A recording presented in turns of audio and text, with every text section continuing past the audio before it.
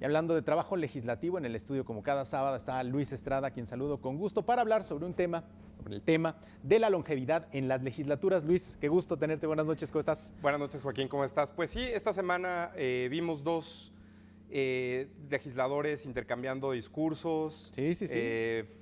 Pero descalificaciones, flores. Acaloradísimo, ¿no? sí. Lo mismo, ¿no? De siempre. Un diputado que tiene su distrito cabecera en San Fernando, Tamaulipas, confesó que los legisladores ya no regresan a ese lugar porque tienen miedo a ser secuestrados. Sí, qué cosa. Como cada vez que se acerca el final de un periodo ordinario, los diputados dicen que no hay consenso para las reformas estructurales. Y bueno, pues la inauguración de la nueva sede del Senado, entre mobiliario de importación, pero incluso el mismo reconocimiento de los propios legisladores a decir que se había gastado de más y que estaba fuera de presupuesto. En fin, lo mismo de siempre. Bueno, las preguntas que nos hacemos es, ¿por qué nos enojamos si dos diputados o más discuten en lugar de debatir? ¿Por qué nos sorprendemos si un legislador pierde el nexo con su electorado?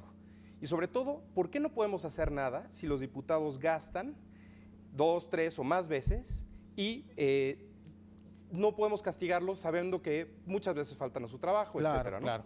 La respuesta es muy sencilla.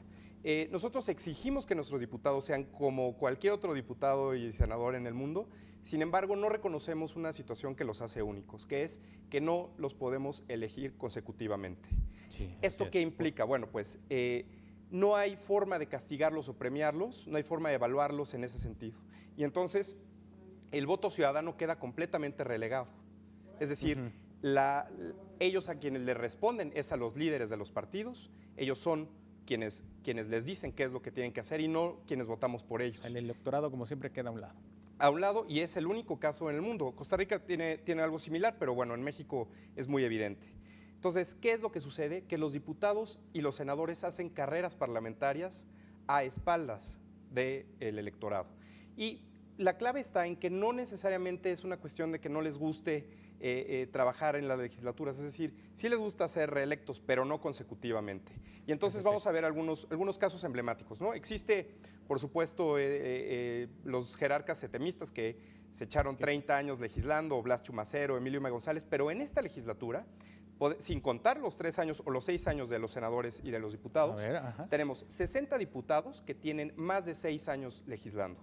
60 diputados. 2 de ellos llevan más de 18 años. 4 llevan 15 y 8 llevan 12 años. ¿Ok? Tenemos también 58 senadores que tienen más de 6 años legislando. Uno que lleva 18 años, 6 que llevan 15 y 9 con 12.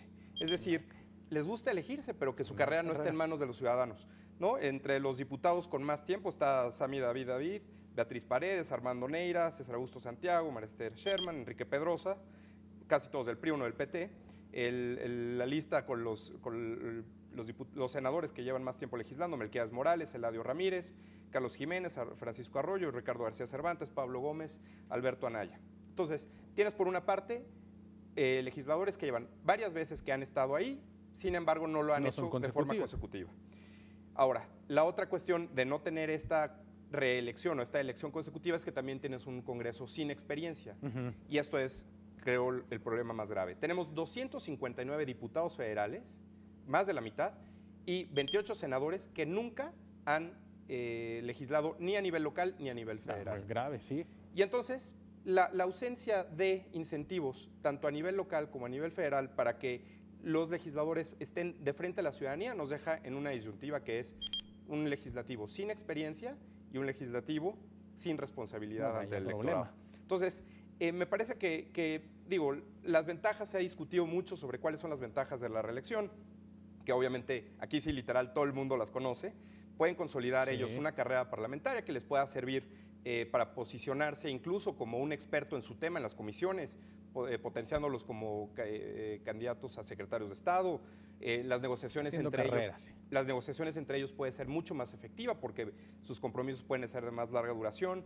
Sobre todo, las relaciones cercanas al electorado de su distrito también los puede posicionar muy bien para una gubernatura. Y en fin, hay una lista muy, muy grande, pero aquí lo importante es que no hay quien pierde, solo, o sea, si no hay reelección, Solo van a perder aquellos diputados y senadores que no quieran gobernar bien. Pues vaya situación que se vive en el legislativo mexicano. Así es. Luis, gracias como siempre. Buenas